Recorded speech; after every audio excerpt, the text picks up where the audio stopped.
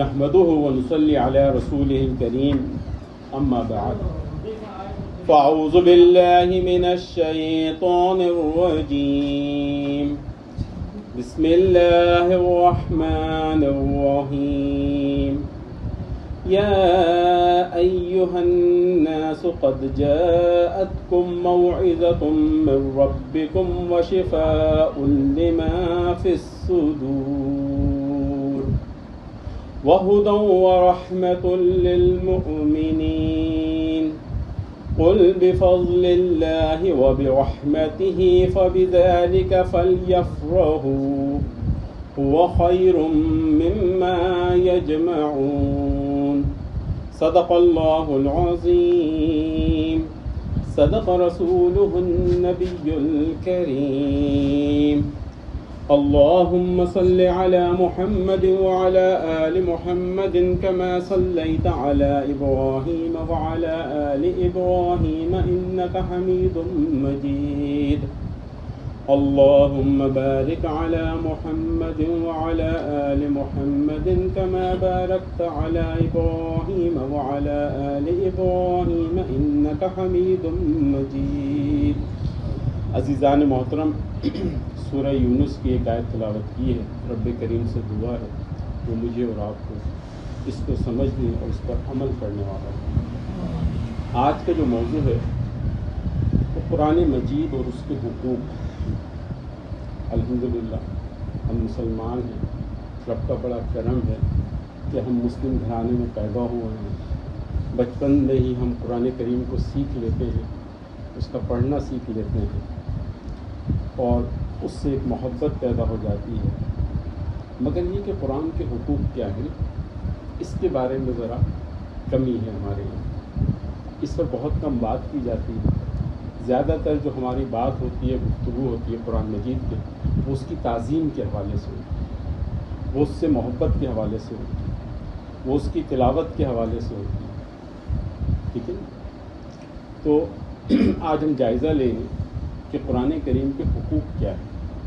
ٹھیک ہے، یہ جو آیت کریمہ پڑھی ہے نا سورہ یونس کی، اس کا ترجمہ میں آپ کے سامنے رکھتا ہوں کہ لوگوں تمہارے پاس تمہارے رب کی طرف سے نصیحت آ چکی ہے.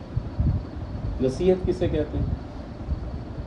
نصیحت اس بات کو کہتے ہیں کہ جو آپ کو بہت بڑا فائدہ پہنچا دے اور بہت بڑے نقصان سے آپ کو بچا دے. یہ قرآن نصیحت ہے کن معنوں میں؟ کہ انسان کو جہنم کی آگ سے بچا دے، کیونکہ نقصان ہے، انسان خسارے میں ہوگا، اور انسان کو جنت میں لے جانے والے اعمال دکھا دے. یہ نصیحت ہے قرآن. اور آگے فرمایا یہ وہ چیز ہے جو دلوں کے امراض کی شفا اور مومنوں کے لیے ہدایت اور رحمت ہے. اے نبی صلی اللہ علیہ وسلم، آپ لوگوں سے کہیے کہ اس کتاب کا نازل ہونا اللہ کا فضل اور اس کی مہربانی ہے، لہذا تمہیں فَبِذَلِكَ فَلْيَفْرَحُوا، اس پر خوش ہونا چاہیے. هُوَ خَيْرٌ مِّمَّا يَجْمَعُونَ، اور یہ ان تمام چیزوں سے بہتر ہے جنہیں لوگ جمع کر رہے ہیں. ہم کیا جمع کرتے ہیں؟ مال ہے، دولت ہے، کھانے پینے کی چیزیں ہیں، کپڑے ہیں، گاڑیاں ہیں. جس کی جو حیثیت ہے وہ اس حوالے سے چیزوں کو جمع کرتا ہے. قرآن اس کی طرف تذکرہ کرتا ہے نا، الہاکم التکاثر، کہ تم لوگوں کو غفلت میں ڈال دیا ہے. کس چیز نے؟ کثرت، تکاثر، کثرت چاہتے ہو تم. 1 سے 2، 2 سے 3 اور 3 سے 4 کی طرف بھاگتے ہو. 2 جمع 2 4 اور 4 ضرب 4 16 کے چکر میں پڑے رہتے ہو. اس چیز کی وجہ سے کیا ہے؟ تم اپنی حقیقی جو زندگی کا مقصد ہے اس سے غافل ہو جاتے ہو. تفسیر ابن کثیر کے اندر اسی آیت کے ضمن میں ایک واقعہ لکھا ہے. حضرت عمر رضی اللہ تعالیٰ عنہ کہ مال غنیمت آیا. آپ کو پتہ ہے حضرت عمر رضی اللہ تعالیٰ عنہ کے زمانے میں ایران فتح ہو گیا اور بہت سارے علاقے فتح ہو گئے. تو مال غنیمت آیا. حضرت عمر رضی اللہ تعالیٰ عنہ اس کو دیکھتے تھے اور کہتے تھے الحمدللہ الحمدللہ الحمدللہ. یہ کہتے. تو ان کا جو غلام تھا اس نے قرآن کریم کی یہی آیت پڑھی اور کہا قل بفضل اللہ وبرحمتہ فبذلک فلیفرحوا. یہ اللہ کا فضل اور اس کی مہربانی ہے. ٹھیک ہے جی. لہٰذا تمہیں اس پر خوش ہونا چاہیے. ہوا خیر مما یجمعون، اور یہ ان تمام چیزوں سے بہتر ہے جنہیں تم جمع کرو. حضرت عمر رضی اللہ تعالیٰ عنہ نے اس کو ڈانٹ دی اور کہا کہ یہ آیت تو قرآن کے لیے نازل ہوئی، یہ دنیا کے مال کے لیے نہیں نازل ہوئی کہ یہ بہتر ہے، یہ تو قرآن کے لیے نازل ہوئی، یہ ہے سب سے بہتر چیز. اور یہ قرآن اپنے بارے میں کیا کہتا ہے؟ وَلَقَدْ صَرَّفْنَا فِي هَذَا الْقُرْآنِ لِيَذَّكَّرُوا، ہم نے اس قرآن میں طرح طرح سے لوگوں کو سمجھایا. کہیں قصے کے انداز کے اندر پچھلی قوموں کا تذکرہ کیا ہے، کہیں پر انسان کا جو نفس ہے اس کی طرف انسان کو متوجہ کیا ہے، کہیں پر جو اللہ نے اس کائنات کے اندر اپنی نشانیاں بکھیری ہوئی ہیں ان کی طرف متوجہ کیا کہ تم آس پاس ذرا دیکھ تو لو صحیح، تم تو ایک گھر جو ہے بغیر ستون کے نہیں بنا سکتے. اللہ نے اتنا بڑا آسمان بغیر ستون کے بنا دیا، یہ اس کی کاریگری ہے. انسان اپنے نفس کے اندر دیکھ لے کہ ہر مشین کا فنکشن علیحدہ علیحدہ ہے اور ایک جسم کے اندر پیوست ہے، ایک جسم کے اندر پیوست ہے. یہ اس رب کی کاریگری ہے. وَمَا يَزِيدُهُمْ إِلَّا نُفُورًا، ہم نے اس قرآن میں طرح طرح سے لوگوں کو سمجھایا، کس لیے؟ تاکہ یہ ہوش میں آ جائیں کہ غفلت کی زندگی گزارنا چھوڑ دیں، مگر یہ ہے کہ وہ حق سے زیادہ دور بھاگے جا رہے ہیں. آج اس قرآن، الحمدللہ قرآن کریم معاشرے میں صرف تاج کمپنی جو ہے نا، وہ ایک سال کے اندر 50 لاکھ سے زائد قرآن کریم سے لاؤٹ کرتی ہے، 50 لاکھ سے زائد شائع کرتی ہے صرف ایک کمپنی. اور آپ دیکھ لیں سینکڑوں کمپنی، ٹھیک ہے نا. الحمدللہ ماہ رمضان آئے گا تو قرآن کی بہار آ جائے گی، ٹھیک ہے نا. ہم تراویح میں بھی قرآن سنیں گے، قرآن کے دور بھی کریں گے، ٹھیک ہے نا. گھروں میں بھی قرآن کی محفلیں برپا ہوں گی. اور معاشرے میں اگر عام دنوں میں دیکھیں تو اس کا زیادہ تر استعمال آج تعویذ گنڈوں میں ہو رہا ہے، دم درود کے لیے ہوتا ہے. کہیں فیصلہ کرنا ہو، کہیں کوئی قتل کا مقدمہ ہو جائے تو قرآن کے مطابق تو فیصلہ نہیں کریں گے ہم، مگر یہ کریں گے ہم قرآن لے آئیں میڑ کے اندر، آپ ہمیں بخش دو. بھائی تم نے جو ظلم اور زیادتی کی ہے اس قرآن کو کھولو، اس کے مطابق فیصلہ کرو. تم نے چوری کی ہے، تم نے ڈاکہ کیا ہے، تم نے کوئی اور بدتمیزی والا معاملہ کیا ہے، کسی کی عزت داؤ پر لگا دی ہے، تو ہمارے یہاں قرآن کا استعمال کیا ہے کہ ہم یہ لے کر آئے ہیں، بس اس کو دیکھو اور ہمیں بخش دو، ہماری زیادتیوں کو ختم کر دو، ہم نے جو چوری کی ہے اس کو بخش دو. یہ معاملہ ہو رہا ہے اس قرآن کے مطابق. یہ تو فیصلہ کرنے والی کتاب ہے نا، یہ تو بندہ مومن کا آئین ہے. اسے انفرادی زندگی پر بھی لاگو ہونا چاہیے اور انفرادی زندگی پر بھی لاگو ہونا چاہیے. پھر ہم دیکھتے ہیں کہ دلہن رخصت ہو رہی ہے تو اس کے سر پر قرآن ہے، پوری جو محفل ہے اس میں میوزک ہو رہا ہے، اس میں ڈانس ہو رہا ہے، ٹھیک ہے نا جی. ہر طرح کی اللہ کی نافرمانی ہو رہی ہے، مگر دلہن کو رخصت کریں گے تو قرآن کے سائے میں کریں گے. مذاق ہے اس قرآن کے سائے میں. آج میوزک کے کنسرٹ ہو، کسی محفل کا افتتاح ہو، ناچ گانے کا افتتاح ہو، یا کوئی اور میوزیکل فنکشن ہو اسکولوں کے اندر ہو، تو آغاز تلاوت قرآن سے کرتے ہیں. عام ہی اس کے بعد جو ہے نا پھر جو چاہے کریں. تو یہ کیا ہے؟ اس قرآن کو ہم نے مذاق بنایا، اس کی آیات کو کھیل بنایا. ہم سوچتے نہیں. مطلب ہم پڑھتے تھے بچپن کے اندر، وہ ظاہر فلمیں لگتی تھی سینما گھروں میں تو لکھا ہوتا تھا انشاءاللہ بشرط سینسر یہ فلم عید پر ریلیز ہوگی، انشاءاللہ. آپ اندازہ لگائیں کہ یہ ہمارا حال ہے. مردے بخشوانے کے لیے پڑھتے، برکت کے حصول کے لیے پڑھتے. بھائی برکت تو جب ملے گی جب ہم اس کو اپنی زندگی کے اندر پڑھیں گے اور اس پر عمل کرنے کی کوشش کریں گے. مردے کو تو جب فائدہ ہوگا جب اس نے قرآن کے مطابق زندگی گزاری ہوگی. اگر وہ قرآن کا باغی بن کر اس نے زندگی گزاری ہے تو پھر آپ پڑھتے رہیں قرآن.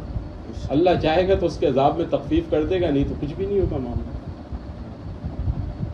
کیونکہ اس نے جو زندگی گزاری ہے وہاں تو اس کا حساب دینا ہوگا نا. آپ کا تو باہر پڑھنا ہے نا قرآن، باہر اس کے لیے دعا کرنا ہے نا. پھر اس قرآن کا جو پہلا حق ہے نا وہ یہ ہے کہ ہم اس کے اوپر ایمان لے کر آئیں. ایمان کسے کہتے ہیں؟ الحمدللہ ہم اس پر ایمان رکھتے ہیں. ٹھیک ہے نا. اچھا 3 لفظ ہیں اس کو سمجھ لیں. ایک ہے علم, ایک ہے معرفت اور ایک ہے ایمان. علم کہتے ہیں جاننے کو, ٹھیک ہے. مشرکین مکہ کو علم تھا کہ نبی مہربان صلی اللہ علیہ وسلم سچ کہہ رہے ہیں. ان کا تو کوئی استاد نہیں ہے, انہوں نے تو کوئی کتاب نہیں پڑھی کسی سے, تو اتنا فصیح و بلیغ کلام جو پیش کر رہے ہیں تو یقیناً ان کے پاس اللہ کا فرشتہ آتا ہے, وہ اس کا علم رکھتے تھے. آپ سیرت کی کتابیں پڑھ لیں, اخنس بن شریح, ابو جہل غلاف کعبہ میں لپٹ کے قرآن کی تلاوت کو سنتے تھے. حضرت عمر رضی اللہ تعالیٰ عنہ قرآن کی تلاوت سنتے تھے. سورۃ المعارج انہوں نے سنی تو ان کے دل کے اندر ایمان کا بیج پڑ گیا, اور جب ان کی بہن نے سورہ طٰہٰ کی آیات پڑھ کے سنائی تو پھر وہ ایمان لے کر آ گئے. تو قرآن تو سنتے تھے, علم تھا انہیں کہ یہ سچا کلام ہے, اللہ کا کلام ہے. وہ انہیں اپنی زبان دانی پر فخر تھا, مگر وہ کہتے تھے اس جیسا کلام نہیں ہے ہمارے پاس. معرفت اہل یہود کو حاصل تھی. اہل یہود فلسطین کو چھوڑ کر مدینے کے سراؤنڈنگ کے اندر آباد ہو گئے تھے. وہ لوگوں کو بتاتے تھے کہ یہاں پر اللہ کا رسول آئے گا, آخری پیغمبر آئے گا یہاں پر صلی اللہ علیہ وسلم, اور اس لیے آ کر آباد ہوئے تھے کہ ہم ان پر سب سے پہلے ایمان لانے والے بن جائیں. انہیں کارپک یہودی کہا جاتا ہے. نسل در نسل نسل. خیبر کا قلعہ یہودیوں کا قلعہ تھا نا, ٹھیک ہے نا جی, یہودیوں کا قلعہ تھا, یہود آباد تھے. یعرفونہ کما یعرفون ابناءہم. قرآن کہتا ہے نبی صلی اللہ علیہ وسلم یہ آپ کو اس طرح جانتے ہیں جس طرح اپنے بیٹے کو جانتے ہیں. اندھیرے کے اندر بھی اگر بیٹے کا ہاتھ لگ جائے تو آپ پہچان لیتے ہیں کون سے بیٹے کا ہاتھ ہے. یہ تو آپ کو اس طرح جانتے ہیں, مگر حسد اور تکبر کی وجہ سے ایمان نہیں لے کر آئے. کیا کہتے تھے, یہ بنی اسماعیل میں سے کیوں آ گئے, بنی اسحاق میں سے کیوں نہیں آئے. نسب کا بت ہوتا ہے نا, ٹھیک ہے نا جی. اس بت نے انہیں راندہ درگاہ کر. اور ایمان آپ سے اور مجھ سے کیا ہے مطالبہ, ایمان لانے کا مطالبہ ہے. اور ایمان کسے کہتے ہیں, آمن الرسول بما انزل الیہ من ربہ والمؤمنون. ایمان ماننے کا نام ہے. معجزات دیکھ کر قوموں کی قومیں ایمان نہیں لے کر آئیں. صحابہ کرام نے معجزات نہیں مانگے, جن لوگوں نے معجزات مانگے بہت کم اکثریت ان کی ایمان لے کر آئی. ایمان ماننے کا نام. تو میں نے بھی جائزہ لینا ہے کہ میں اس قرآن کو مانتا ہوں, اور اس کا ماننا کیا ہے, ما آمن بالقرآن من استحل محارما, کہ وہ شخص اس قرآن پر ایمان ہی نہیں لایا جس نے اس کے حرام کردہ کاموں کو حلال ٹھہرا لیا. حلال حرام کاموں کو, آج دیکھیں سود, بظاہر وہ لوگ جو کہتے ہیں کہ جناب یہ حرام ہے, مگر وہ بھی لائن میں کھڑے ہو کے لے رہے ہوتے. معاملات زندگی, حکومتیں تو وہ کہہ رہی ہیں جناب سود کے بغیر ہماری معیشت کیسے چلے گی. اس کا مطلب یہ ہے کہ آپ کی زبان پر ہے کہ سود حرام ہے, عمل آپ کا یہ گواہی دے رہا ہے کہ آپ سود کو حلال جانتے ہیں. اپنی زندگی کے اندر آپ نے حلال رکھا ہو. تو ایمان کہتے ہیں اقرار باللسان و تصدیق بالقلب, کہ زبان سے اقرار کریں, دل سے تصدیق کریں, وہ عمل بالجوارح, اور آپ کا عمل اس کی گواہی دے. اس قرآن کے اندر اگر آیا ہے کہ بھائی نماز پڑھنی ہے, آپ نے بار بار تذکرہ ہے نماز کا کہ آپ پر نماز فرض ہے, تو آپ نے کیا کرنا ہے, یا حیا علی الصلاح حیا علی الفلاح کی آواز آئے تو اگر آپ نماز کے لیے چلے جاتے ہیں تو اس کا مطلب ہے آپ نے اس قرآن کی آیت کے اوپر عمل کر لیا. اور اگر آپ نہیں جاتے تو نبی کریم صلی اللہ علیہ وسلم کی حدیث واضح ہے کہ بندہ مومن کے کفر کے درمیان جو فرق کرنے والی چیز ہے ایمان اور کفر کے درمیان, وہ تو نماز ہے. اسی لیے جو اہل عرب کے علماء ہیں وہ تو بالکل اس کو کہتے ہیں کہ جو شخص نماز نہیں پڑھتا وہ کافر ہے. بالکل ان کا اس بارے میں فتویٰ ہے. یہاں پر علماء تھوڑی سی سہولت دیتے ہیں. وہ کہتے ہیں کہ وہاں پر انہوں نے ماحول پیدا کیا, اذان ہوگی کاروباری زندگی رک جائے گا, دفاتر بند ہو جائیں گے, دکانیں لوگ کھلی چھوڑ کے چلے جائیں گے. یہاں پر وہ ماحول نہیں ہے, اس لیے یہاں پہ نرمی کی جاتی ہے کہ یہ اس درجے کا کفر نہیں ہے. ہمیں سوچنا چاہیے. اگر ہم نماز پڑھ لیتے ہیں مؤذن کی آواز پر تو اس کا مطلب ہے اس پر ایمان ہے ہمارا. اور اگر ہم نماز پڑھنے کے لیے نہیں جاتے اس کا مطلب ہے پھر ہمارا ایمان کمزور ہے, پھر اپنے ایمان کی ٹٹولنا چاہیے. پھر دوسرا حق کیا ہے اس کا؟ وہ ہے تلاوت قرآن. تلاوت قرآن کا جو لفظ ہے نا یہ تلا یتلو سے ہے, اس کے معنی ہے پیچھے پیچھے چلنا, پیچھے پیچھے چلنا, قدم بقدم چلنا اور پیروی کرنا. ٹھیک ہے. تلاوت کا ایک تو یہ ہے کہ جناب آپ کی ادائیگی بہتر ہو, آپ معروف طریقے سے پڑھیں. ٹھیک ہے. ہوتا کیا ہے کہ بچپن کے اندر ہم مدارس میں پڑھ لیتے ہیں, محلے کے اندر پڑھ لیتے ہیں, پھر آگے ہم گھر پر اس کو دہراتے نہیں ہیں, بڑے ہو جاتے ہیں, کھیل کود میں وقت گزار دیتے ہیں, تو کیا ہوتا ہے کہ ہمارا جو قرآن پڑھنا ہے نا وہ کمزور ہو جاتا ہے, تلاوت میں غلطیاں نکلتی ہیں. تو ہمیں چاہیے کہ الحمدللہ ہم سب یہاں پر بڑے افراد ہیں کہ ہم اپنی تلاوت کا جائزہ لیں. آسان ہے, تلاوت کچھ دیر کے لیے ریکارڈ کر لیں, کسی بھی قاری کی تلاوت سن لیں نیٹ کے اوپر, کمپیئر کر لیں, آپ کو پتہ لگ جائے گا آپ کہاں کھڑے ہیں. آسان طریقہ یہ کہ آپ تلاوت سنتے رہیں, مصحف نکالیں, ایک ایک آیت کی پریکٹس کرتے ہیں, آپ کی تلاوت بہتر ہو جائے گی. نہیں تو کچھ 10-15 منٹ کا وقت ہے مدرسے کے اندر گزار لیں, کوئی مسئلہ نہیں. چاہیں قاری صاحب کو سنا دیں ایک رکوع, قاری صاحب بتا دیں گے. 100% تو ہمارا قرآن غلط نہیں ہوگا نا, کسی کا 80% بہتر ہوگا, کسی کا 90% ہوگا. جو 5-10% غلطیاں ہوں گی قاری صاحب اس کو بتا دیں گے, یا اس لفظ کو آپ اس طرح ادائیگی کر لیں. اور پھر ترتیل کے ساتھ پڑھیں, آہستہ آہستہ ٹھہر ٹھہر کر پڑھنے کی کوشش کریں. ٹھیک ہے. میں پڑھ رہا تھا اس درس کی تیاری کے سلسلے میں, تو ایک تابعی کے بارے میں آتا ہے, کہتے ہیں کہ جو ہے نا کسی نے ان سے پوچھا کہ قرآن کریم کتنے عرصے میں ختم کرنا چاہیے, ایک ہفتے میں ختم کر لیں.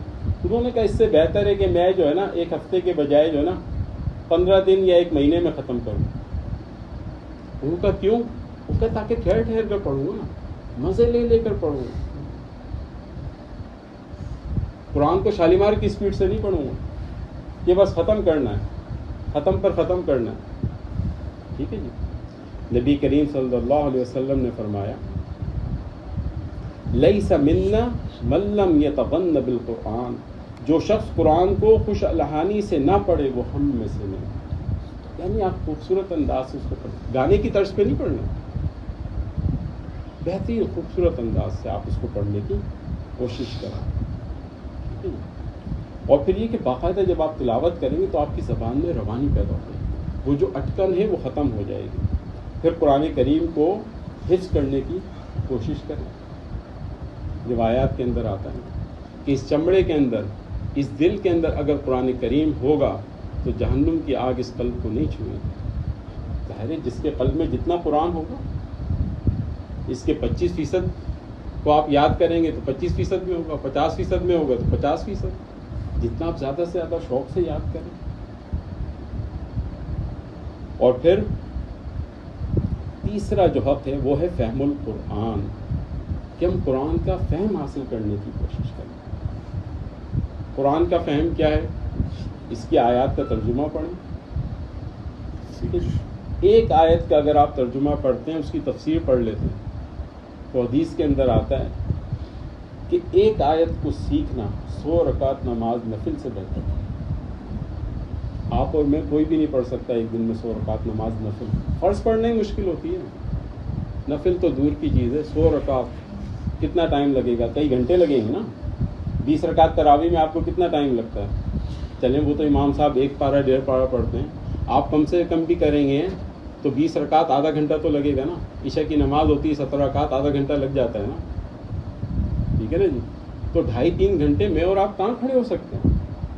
یہ تو ایک مشکل عمل ہے نا. مگر یہ آسان عمل ہے. اپنے موبائل پہ آپ تفسیر ڈاؤن لوڈ کر لیں, روزانہ ایک آیت پڑھ لیں, اس کا ترجمہ پڑھ لیں, اس کی تفسیر پڑھ لیں. اور عصر حاضر کے اگر مسائل آپ نے جاننے ہیں, سمجھنے ہیں, بہترین انداز کے اندر قرآن کریم کا ترجمہ پڑھنا ہے, تو آپ تفہیم القرآن کو ڈاؤن لوڈ کر لیں. عصر حاضر کی زبان کے اندر آپ کے اور میرے لیے لکھی گئی ہے. کالج کے جو لڑکے نکلتے ہیں ان کے لیے لکھی گئی ہے، علماء کے لیے نہیں ہے۔ عصر حاضر کے اندر جو الحاد کا فتنہ ہے، جو سنت کے حوالے سے جو شکوک و شبہات ہیں، جو سائنس کے حوالے سے شکوک و شبہات ہیں اس وقت کہ سائنس اور مذہب متصادم ہے کیا، اس کا جواب سید مودودی رحمۃ اللہ علیہ نے اپنی تفسیر میں دیا۔ اس کو پڑھ کے لوگوں کی دنیا بدل گئی۔ آپ بھی اس کا مطالعہ کریں۔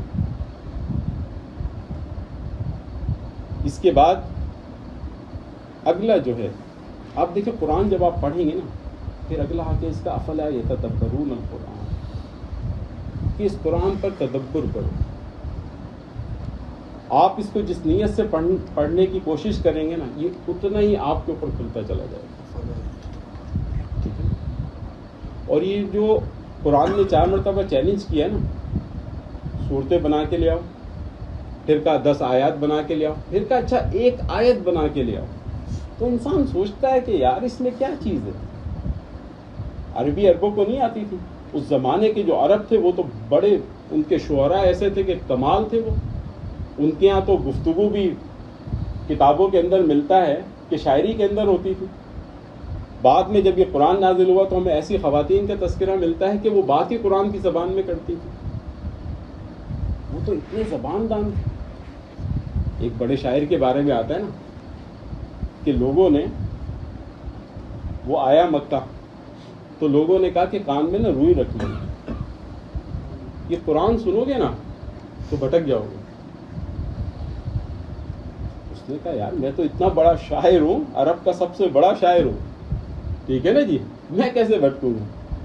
اس نے جب قرآن سنا تو ایمان لے آیا۔ اس نے کہا یہ کسی بشر کا کلام نہیں ہے، یہ تو اللہ کا کلام ہے۔ حضرت عمر رضی اللہ تعالیٰ عنہ نے اپنے زمانے میں اس سے کہا کہ کچھ ذرا اشعار تو لکھ کے بھیج دو، آپ تو بہت بڑے شاعر ہیں۔ اس نے حضرت عمر رضی اللہ تعالیٰ عنہ کو کہا میں نے شاعری چھوڑ دی جب سے قرآن پڑھا، یہ سورہ بقرہ پڑھ لو بھائی، یہ قرآن۔ آپ کو میں ایک لفظ کا صرف بتا دوں، سورۃ البقرہ کی ابتدائی آیات آپ پڑھیں نا، ٹھیک ہے نہیں، تو اس کے اندر آتا ہے ینفقون ومما رزقناہم ینفقون، اور وہ اللہ کی راہ میں خرچ کرتے ہیں۔ ینفقون نفقہ، ٹھیک ہے نا، نان نفقہ ہم کہتے ہیں۔ جب آپ کی شادی ہوگی تو کہیں گے بھی نان نفقے کی ذمہ داری ہے، مہر جو ہے یہی ہوتا ہے نا شادی میں، ٹھیک ہے جی۔ تو ینفقون کا لفظ ہے وہاں پر۔ اچھا یہ بنا ہے لفظ نفقہ سے۔ نفقہ کہتے ہیں عربی زبان میں سرنگ کو، ٹنل کو۔ سرنگ کیا ہوتی ہے؟ ایک طرف سے آتے ہیں دوسری طرف سے نکل جاتے ہیں۔ مال کی حقیقت بھی یہی ہے، یہ ایک طرف سے آئے گا دوسری طرف سے نکل جائے گا، یہ رکے گا نہیں۔ اس لیے کیا کہا جاتا ہے، پیسہ ہاتھ کی میل ہے۔ میل کتنی دیر رہتی ہے؟ آپ باہر گئے، گرد و غبار آئے، آپ نے صابن سے دھو لیا، ختم ہو میل۔ یہ مال ٹکتا نہیں ہے۔ عربی زبان کے اندر جو گولڈ ہے، سونا ہے، اس کے لیے ذہبہ کا لفظ استعمال ہوتا ہے، گولڈ، ٹھیک ہے نا جی، جو آج کل بہت مہنگا ہو گیا۔ اور یہ اس کے ایک معنی دوسرے بھی ہیں، چلا گیا یہ چلا جائے گا۔ یہ سونا بھی ٹکتا نہیں ہے انسان کے پاس، یہ بھی چلا جاتا ہے، آپ اس کو جتنا بھی جمع کر لیں، ٹھیک ہے نا۔ تو قرآن کے اوپر غور و فکر کریں، اس کی ایک ایک لفظ کے اندر ایسے ایسے موتی ہیں کہ میں آپ کو کیا بتاؤں، میں آپ کو کیا بتاؤں۔ مگر یہ جب ہوگا جب ہم تفاسیر کو پڑھیں گے۔ میں یقین کریں، میں 1 مہینے کے اندر 10 ڈائجسٹ پڑھتا تھا۔ میں نے لائبریریاں خالی کر دیں، کہانیاں، ناولز، شاعری، پتہ نہیں کیا کیا کچھ پڑھتا تھا۔ مگر جب میں نے قرآن کی تفسیر پڑھنا شروع کی نا، تو آپ یقین جانیے وہ ساری چیزیں مجھے ایسے لگیں کہ میں نے تو اپنا وقت ضائع کر دیا۔ بس کامیابی اس کے لیے جو جتنا جلدی اس سے اپنے تعلق کو جوڑے، جو جتنا جلدی اس کے پاس آ جائے۔ پھر چوتھی جو چیز ہے وہ ہے عمل بالقرآن، کہ اس قرآن کے مطابق عمل کرنا۔ میں نے ایک عالم تھے، ان کا انتقال ہو گیا، سکر کی ایک بہت بڑی شخصیت تھی۔ میں نے ان سے پوچھا کہ کتنا پڑھنا چاہیے قرآن، کیسے پڑھنا چاہیے، مجھے کوئی نصیحت کریں۔ انہوں نے کہا 1 رکوع پڑھو۔ میں نے کہا زیادہ پڑھو؟ انہوں نے کہا نہیں، 1 رکوع پڑھ لو، زیادہ سے زیادہ 2 رکوع پڑھ لو، پھر اس کا ترجمہ پڑھو، اور پھر تھوڑی دیر مراقبہ کرو کہ یہ آیات تم سے کہہ کیا رہی ہیں۔ ان کے مطابق میری زندگی ہے یا نہیں ہے؟ یہ ہے عمل بالقرآن. ٹھیک ہے نا؟ اللہ اس کی اور مجھے بھی اس کی توفیق عطا فرمائے، آپ کو. پھر عمل کے بھی دو پہلو ہیں. ایک تو ہے انفرادی زندگی کے معاملات ہیں، اس میں حلال کا اور حرام کا خیال رکھنا ہے، پاکی ناپاکی کا خیال کرنا ہے. ٹھیک ہے نا جی؟ اہل و عیال کے حقوق ہیں، معاشرت کے حقوق. اور کچھ معاملات ہیں اجتماعی. ٹھیک ہے نا جی؟ جو حکومتوں نے عمل کرنا، تو اجتماعی معاملے کی بھی ہم نے جد و جہد کرنی. اور پانچواں جو حق ہے وہ ہے تبلیغ القرآن، کہ قرآن کی آپ نے تبلیغ کرنی. اب وہ تبلیغ کیسے کر سکتے ہیں؟ وہ عمل سے بھی ہو سکتی ہے، قول سے بھی ہو سکتی ہے. ٹھیک ہے نا جی؟ سوشل میڈیا کے ذریعے بھی ہو سکتی ہے، کیونکہ حدیث کے اندر آتا ہے نا کہ بلغوا انی ولو آیہ، کہ ایک آیت بھی آپ کو معلوم ہے تو آپ نے اس کو آگے پہنچانا ہے. اور چھٹا جو حق ہے اس کا وہ ہے نفاذ القرآن، کہ یہ قرآن سے پڑھنے کے لیے نہیں آیا، یہ صرف حفظ کرنے کے لیے نہیں آیا، بلکہ معاشرے میں اس کو نافذ کرنے کی جد و جہد بھی کرنی. کیونکہ قرآن خود یہ کہتا ہے وَأَقِیمُوا الدِّینَ، نبی کریم صلی اللہ علیہ وسلم کی ذمہ داری بتاتا ہے کہ هُوَ الَّذِی أَرْسَلَ رَسُولَهُ بِالْهُدَى وَدِینِ الْحَقِّ لِیُظْہِرَهُ عَلَى الدِّینِ کُلِّهِ. اے نبی صلی اللہ علیہ وسلم، ہم نے آپ کو اس لیے بھیجا ہے الہدا اور دین حق دے کر، تاکہ وہ تمام باطل نظریان اور ادیان کو ختم کر کے اس دین حق کو غالب کر دے. سروری زیبا فقط اسی ذات بے ہمتا کو ہے، حکمراں ہے ایک وہی، باقی سب بتان اعظم. اب یہ نفاذ القرآن جو اللہ تعالیٰ چاہتا تو فرشتوں کے ذریعے بھی کر دیتا، مگر اس نے یہ گیند میرے اور آپ کے کورٹ میں بھیجی. اس کی ڈیوٹی آپ کی اور میری لگائی ہے